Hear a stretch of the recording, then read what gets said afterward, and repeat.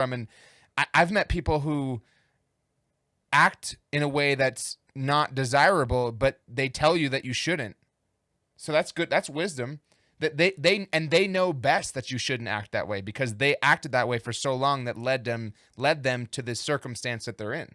Yeah, it's kind of like you had that experience. I don't know if we even talked about it on an episode or not, but you had that experience of like two girls jumping in your Uber. Oh yeah. And they were obviously drug addicts. Yep. And maybe even like solicited sex for money and stuff. Yeah, like, it talked about robbing people and terrible people, terrible things. But even though it seemed like from my limited brief interaction with them, they knew what they did was wrong.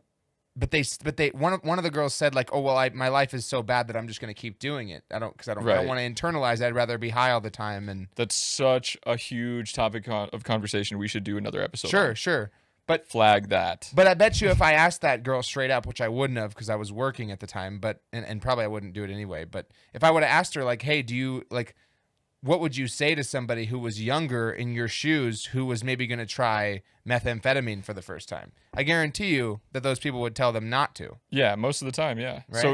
So I get what you're trying to say. You're saying like even if you're like the scourge of the earth, not saying that drug addicts or like hookers or even murder. I'm not trying to judge people right now, but sure.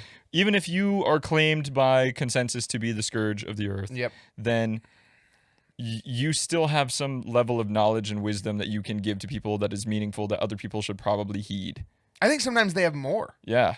Because they've done all these, made all these terrible decisions that gave them direct experience of the consequences themselves. And that's, and then if we had discernment and if we were more wise as people, we would take their advice. Right. But then there comes into the question of like, are they lying to me to get me to do something bad? Like that's a whole nother level. But if we take what they're saying at face value, that, okay, this person is actually trying to give me good advice and not with an ulterior motive, because I wouldn't put that above them, because they're terrible people. Yep.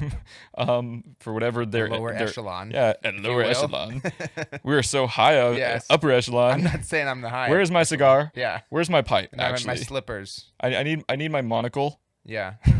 I left my Gucci slippers inside. Oh, Gucci. Yeah. We might have to bleep that. Don't bleep it. It's all good. All right. People know we're just two guys. I mean, we're just two guys. We're just kicking it. Not in the upper or the lower echelon, but what is an echelon? Right. What even is that? Is that a unit of measurement? Don't talk to the reductionists. Right. We won't ask them. Don't talk to your science friends about that. They won't know. Or they will, but they'll pretend like they don't because it doesn't fit into their models. Can you measure that, bro? If you can't measure it, it's not real. Do you have a source for that? That was the best. That was the best one. Okay.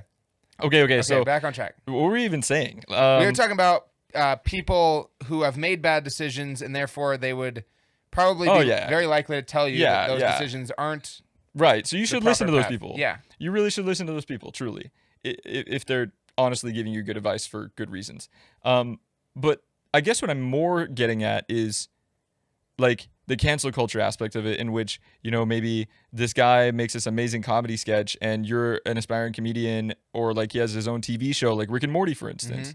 And it's this amazing show that's so popular, grosses millions and millions of dollars, and everybody wants to emulate it. And everybody's like, why didn't I think of that first? And it's positively influenced the culture. It's positively influenced other people's lives. All of the individuals who work for the company, all of the people who, I don't want to get too deep into it because it's more along the lines of a cancel culture video, but sorry for the people that just listen only segment or episode. I really need to get better at that. Yeah, we don't know what to call it. I'm sorry. I don't mean to exclude you guys who are just listening, but to get to the root of the point, so I stop rambling. That guy obviously did positive things in his community and in the world, and you can learn a lot from him. Whatever it is, people have learned, if not directly from him, indirectly through the companies and through everything else. But at the same time, you learn more from your own falter than you do from somebody else's. I mean, sure, yeah. There's an old joke in AA that's like, nobody quits drinking when everything's going good. Right. When you wake up every day, you have a solid source of income, you have your wife, you have your kids, everything's good, the sun shines all the time. You're not going to quit drinking in that circumstance.